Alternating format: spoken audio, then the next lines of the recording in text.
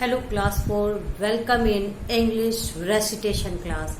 Student, today I will take a second chapter of the English recitation, that is the visit to the mansion.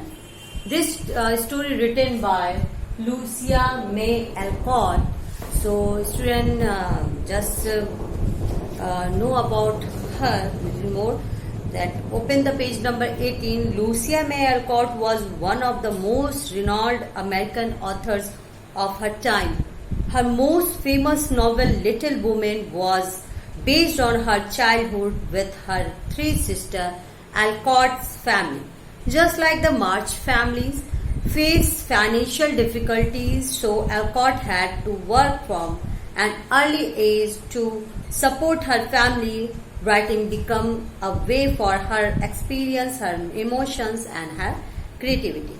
So student, ये जो story है इसे Lucia मे Olcott ने लिखा है, जो कि अमेरिकन ऑथर है, और इनकी जो स्टोरी है वो पार्ट है इनके उस बुक की लिटिल वुमेन, उस पार्ट का है जिसमें इन्होंने अपनी ही स्टोरी को एज अ जो मार्च फैमिली के ऊपर बेस किया है, क्योंकि ये भी फ्रॉम द अर्लियर ये बहुत ही फाइनेंशियल डिफिकल्टीज को फेस किया और इनकी फैमिली काफ़ी बड़ी थी, और जिसकी वजह से अपनी फैमिली को सपोर्ट करने के लिए बहुत ही कम उम्र में इन्होंने लिखना शुरू कर दिया.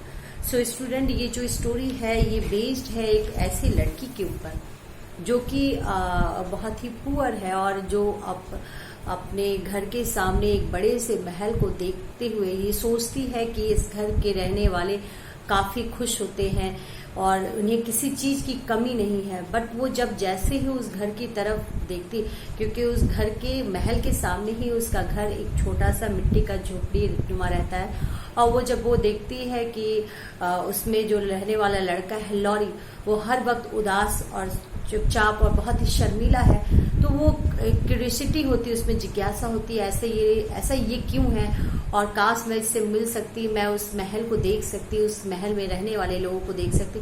बट जो लॉरी होता है, उसका जो ग्रैंड पा होते हैं मिस्टर लॉरेंस, वो काफ़ी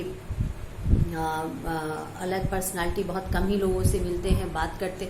तो जो मार्च है वो काफ़ी डरती है. एक दिन जब मिस्टर लॉरेंस बाहर जाते हैं, तब ये जो मार्च रहती है वो इस लड़के के पास जाती है, लॉरी के पास मिलने के लिए, और उसके बाद ये सभी चीज़ें कैसे होती हैं हम इस स्टोरी में पढ़ेंगे. So student, open the page number 15 and come on this paragraph. So firstly, know about the how many characters are there. The character is Jo March, that is the girl, and Mr. Lawrence, grandpa, Laurie के grandpa हैं, दादाजी हैं, lorry है जो मार्च की mother और उसकी sisters है. ये इतने कैरेक्टर्स इस स्टोरी में है और सबके अपने एक अलग ही रोल्स है, इसके बारे में हम पढ़ेंगे. जो मार्च sometimes stood before her old brown house and looked at the stately mansion of the Lawrence. She knew that only old Mr. Lawrence and his grandson Laurie lived there, but to her the mansion seemed to be an enhanced place, filled with the delightful things. She longed to see them and befriend Laurie, who looked very lonely and shy. So she decided to visit the Lawrence mansion and tell Mr. Lawrence to allow Laurie to leave the house and play.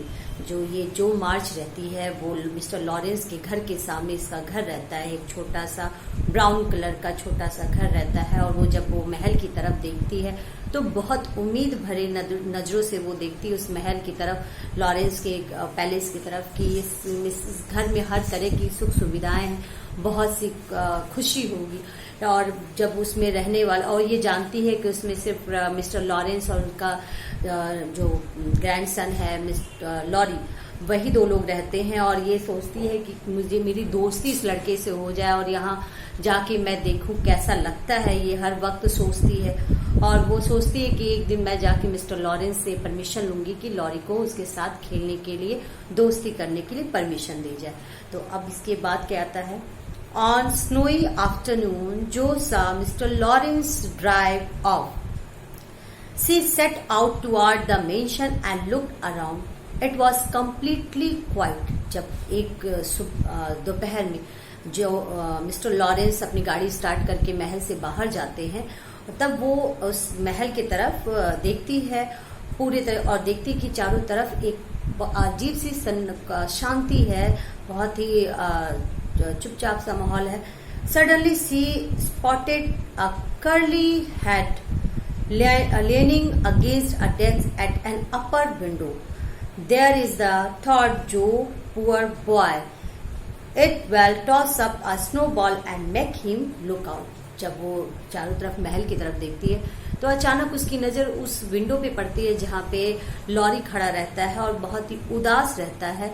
तो जो रहती है, जो सोचती है कैसे, क्योंकि वो बहुत ही उदास है, अपनी ही दुनिया में खोया हुआ है, सोचता है, वो खिड़की के बाहर देखता है. तब जो सोचती है कि मैं इसको अपनी तरफ कैसे अट्रैक्ट करूं, तो ये वो टॉस करती है, और ताकि इसकी वजह से टॉस करने पे वो जो लॉरी है वो उसकी तरफ देख सके. Up went a ball of snow and the head turned at once. Laurie peeped out, eyes bright with wonder. When he spotted Joe, he began to smile.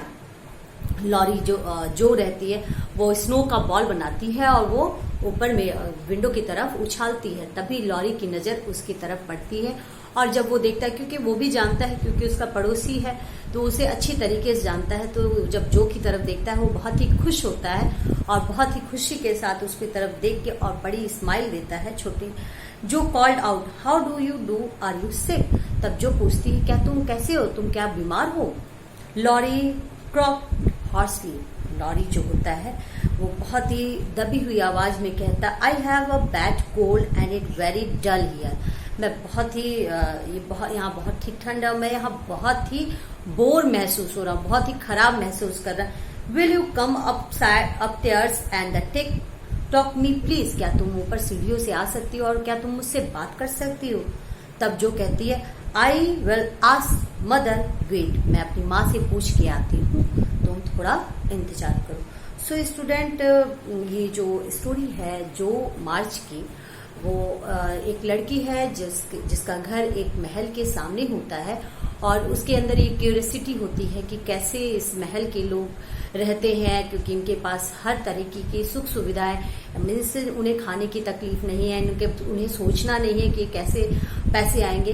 तो इस घर के लोग बहुत खुश होंगे, और ये जब भी महल की तरफ देखती है सोचती कि उसकी दोस्ती उस घर के अंदर रहने वाले, क्योंकि उसमें ग्रैंड पा लॉरेंस और उसका बेटा ग्रैंडसन रहता है लॉरी. तो वो सोचती कि काश मेरी दोस्ती इससे हो जाती ताकि मैं इस मेंशन में पहुंच जाती.